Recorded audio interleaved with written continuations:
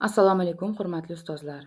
Bugungi video darsimiz kasb standartining muhim yo'nalishlaridan biri o'z-o'zini rivojlantirish va kasbiy o'sish mavzusiga bag'ishlanadi. Attestatsiyaga tayyorgarlik jarayonida bu mavzu har bir pedagog uchun ayniqsa ahamiyatli, chunki o'z ustida ishlash, tajriba almashish va doimiy o'sish muvaffaqiyatning eng ishonchli kalitidir.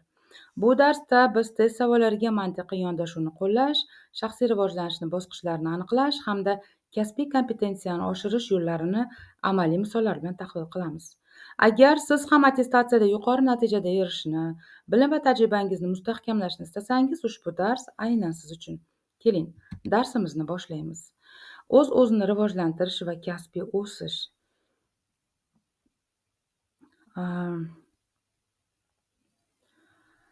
Bu soha o'qituvchini o'zini baholay olishi, o'z ustida ishlashi va kasbiy jihatdan o'sib borishini bildiradi. Ya'ni pedagog o'z faoliyatiga tanqidiy nazar bilan qaraydi.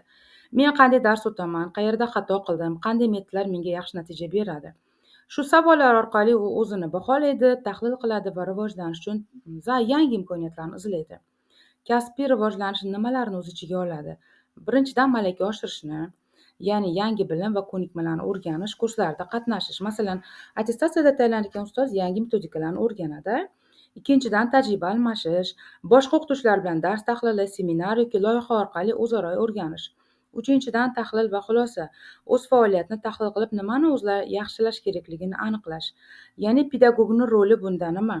Pedagog ta'lim tizimining eng faol ishtirokchisi, chunki u doimiy ravishda o'z ustida ishlaydi, yangi bilimlarni o'zlashtiradi, o'z tajribasini boshqalar bilan baham ko'radi. Bugungi tez o'zgarayotgan dunyoda o'qituvchi yangiliklarni izlash, moslashish va ijodkorlik orqali o'z kasbiy mahoratini oshiradi. Kasbiy kompetensiya o'zi nimani anglatadi? Bu o'qituvchining bilim, ko'nikma va tajriba shaxsiy fazilatlarning birligidir. O'qituvchi o'z fanini yaxshi bilishi kerak, lekin bu yetarli emas. U bu bilimni o'quvchiga samarali yetkaza olishni ham bilishi lozim. Ya'ni haqiqiy kasbiy o'sish bu bilimni o'zlashtirish emas, balki uni to'g'ri qo'llay olishdir. O'z-o'zini rivojlantirish va kasbiy o'sish bu bir kunlik jarayon emas. Bu o'qituvchining har kuni o'rganish, izlanish, tahlil va yangilanishga bo'lgan intilishidir. Shu yo'l bilan pedagogni faqat attestatsiyada, balki butun faoliyatida kasbiy yetuklikka erishadi.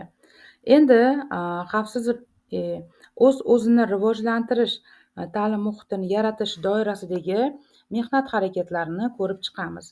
Birinchidan, muntazam malaka oshirish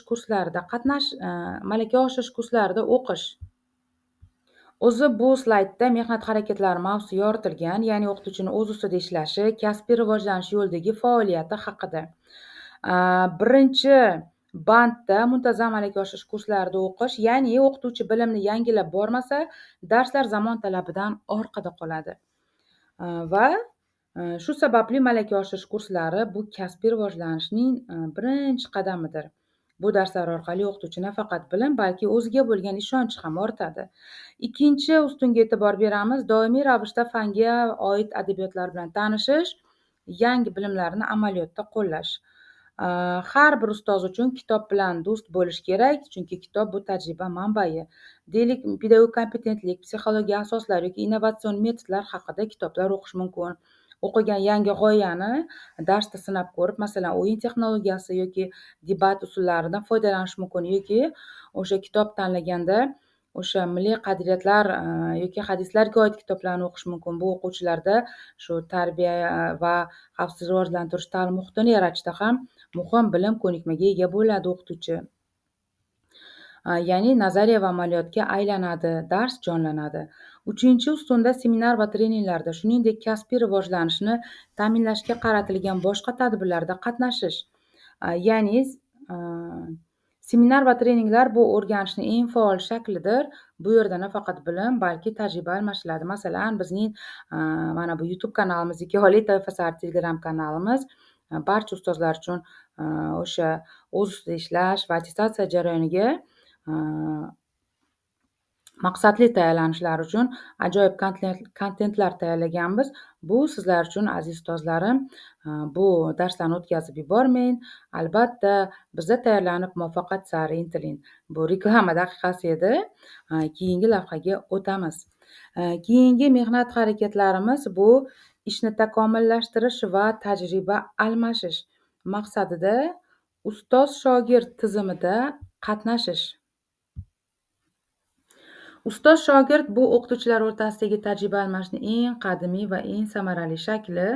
Ustoz yo'l ko'rsatadi, shogird esa o'rganadi. Tajribali o'qituvchi yangi ish boshlagan hamkasbiga darsni kuzatib, metod tanlash yoki darsda nutq ohangini to'g'ri qo'llashni o'rgatishi mumkin. Shogird esa har kuni kuzatgan tajribani o'z amaliyotida sinab ko'rishi mumkin. Shunday tizim natijasida ikki tomon ham o'sadi va biri o'rgatib, boshqasi o'rganib takomillashadi. O'zaro darslarda qatnashish, ularni tahlil qilish va undan o'z faoliyatida foydalanish. Ya'ni o'qituvchi uchun boshqa darsni kuzatish bu eng amaliy o'rganish usuli. Masalan, siz hamkasbingizni o'qish yoki matematika darsida ishtirok etasiz, u qanaqa metod ishlatayotganini, o'quvchilarni qanaqa faollashtirayotganini kuzatasiz. So'ng o'sha tajribani o'zingizni darsingizda sinab ko'rasiz. Masalan, aqliy hujum, debat yoki fikr daraxti usullari orqali. Bu nafaqat dars sifatini oshiradi, balki o'quvchilar o'rtasida hamkorlik muhitini ham yaratadi. Demak, har bir ustoz uchun mehnat harakatlari bu kasbiy o'sish sari bosilgan qadam ekan. O'rganish, tahlil qilish va tajriba almashish bu haqiqiy pedagogning yo'li. Ustoz o'rganishni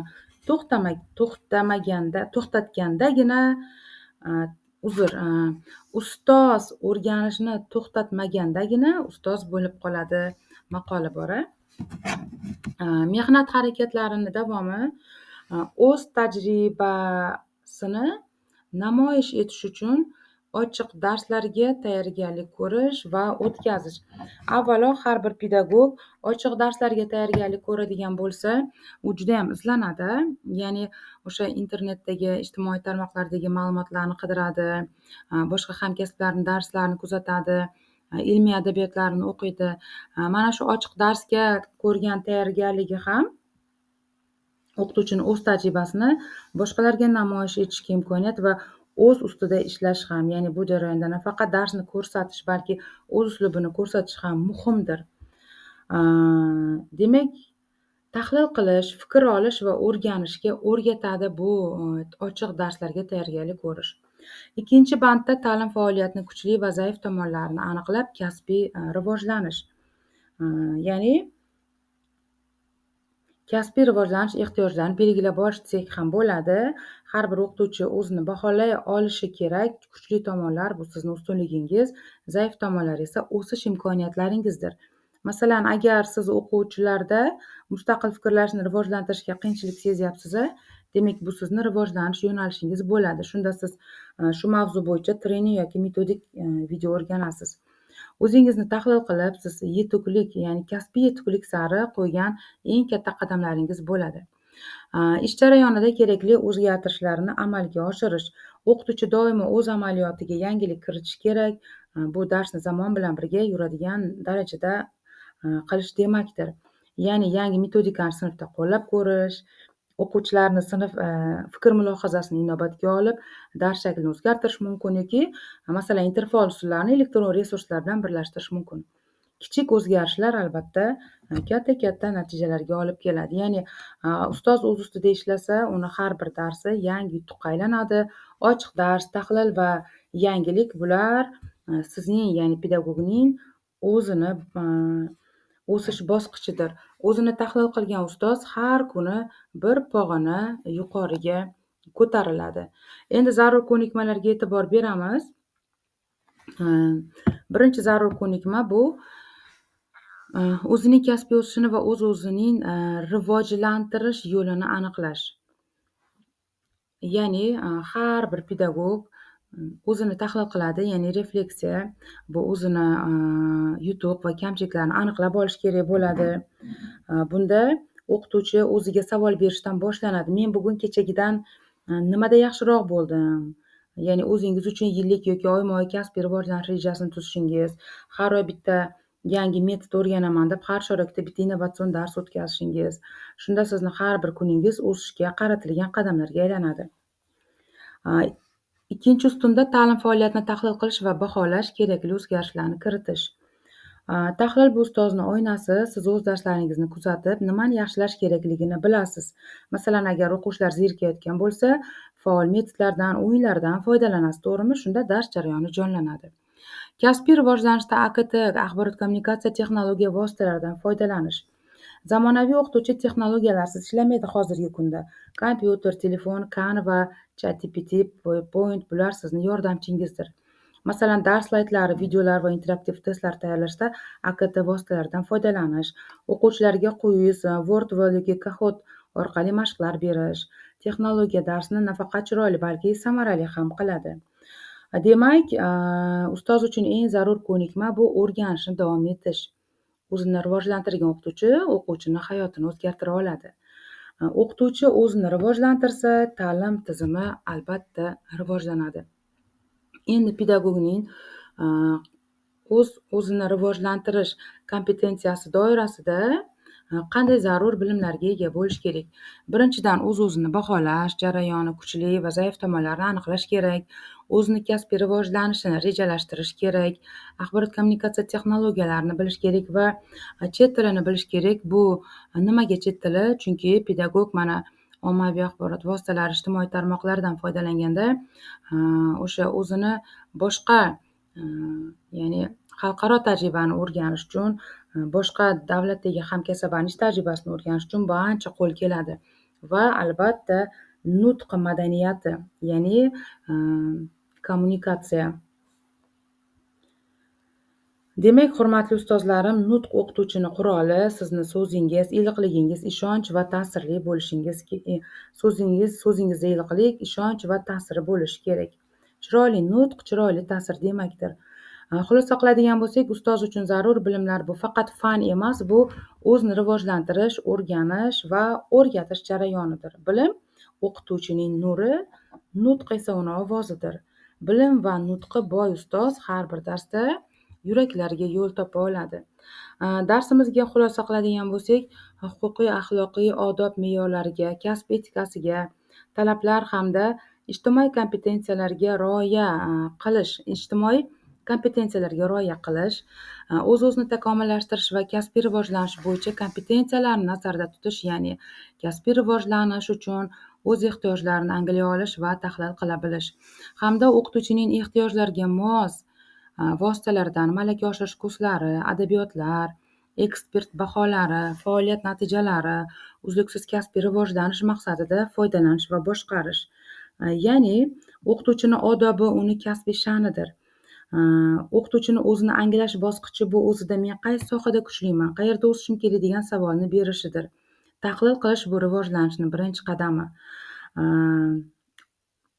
O'qituvchining ehtiyojlariga mos vositalardan uzluksiz foydalanish bu o'qituvchini o'rganishni to'xtatmasligi kerak degani, ya'ni yangi imkoniyatlardan foydalanib o'zini yangilab boradi. Malaka oshirish kurslari, metodik adabiyotlar o'qish, tajribali ustozlarning darslarini kuzatish yoki o'z faoliyatini tahlil qilish, yangicha yondashuvlarni joriy etish. Kasbiy rivojlanish bu umr bo'yi davom etadigan jarayondir. Xulosa qiladigan bo'lsak, haqiqiy ustoz bu doimiy izlanishda bo'lgan inson, o'z ustida ishlaydi, yangiliklardan ilhom oladi va o'z atrofidagilarga nur taratadi. Kasbini sevgan inson o'qitmaydi, u ilhom beradi. Aziz ustozlarim, bugungi darsimiz o'z nihoyasiga yetdi. E'tiboringiz uchun rahmat. Bugungi darsimiz orqali biz pedagogning o'z ustida ishlashi, kasbiy o'sish strategiyasini va mantiqiy fikrlashni, attestatsiya va testlardagi ahamiyatini ko'rib chiqdik. Unutmang, attestatsiyada muvaffaqiyat bu shunchaki test yechish emas, balki mantiqan fikrlash, tahlil qilish va o'z bilimiga ishonch bilan yondashishdir.